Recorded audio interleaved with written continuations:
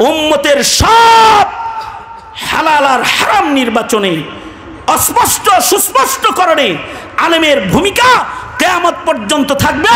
নবী আসবে না, আলেমরাই সমাধান করবে, আলেমরাই সকল কিছুর হালাল হারাম বলে দিবে, জায়েজ না জায়েজ বলে দিবে।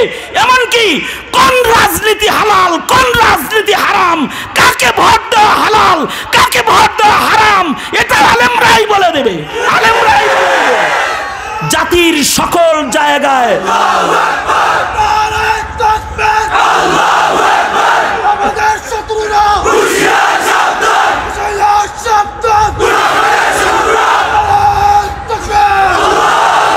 সুতরাং জাতির দ্বীনি পথে চলার, সুস্থ পথে চলার কিয়াদত আলেম ওলামার কাছে দিয়েছেন কে?